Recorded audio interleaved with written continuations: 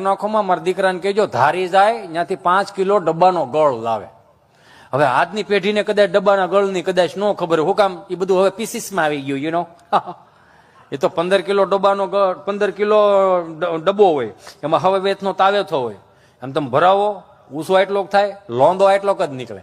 શીખણો મૂળ બહુ. 5 કિલો ડબ્બાનો ગળ લેવા, જૂનું ફરજામાં તગારું લીધું. આ દાદાની કોઠા હોય ની વાત કરું. પાણીના છટકરો દાદો નાખતો જાય ને ગળ લીપતો જાય, પાણીનો છટકરો નાખતો જાય ને ગળ લીપતો જાય, પાણીનો છટકરો અને ગળ લીપી દીધો. 5 કિલો અંબુજા સિમેન્ટ જેવું પ્લાસ્ટર તગારામ કરી દીધું ગળનું.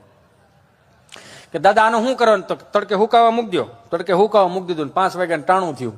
દાદા હવે તગારાને શું કરો? ને કે હુકાઈ ગયું, લઈ જાઓ ગમણમાં મૂકી દો અને બહેના મોર ધરી દો. એટલે વિગત ફરી ગઈ. ચાટ આમ ખાવાની હતી ને સાવવાની, એ ચાલુ કરી દીધું. પરવા વળી ગઈ, ભેં ધોવાઈ ગઈ.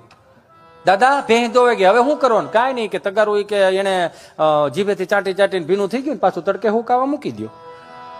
હુકાવા મૂકી દીધું. તમે નહીં માનો, 3 વર્ષ વી ગયા, તગારું કાટી ગઈ, પણ ગળની પોપડી ન ગઈ.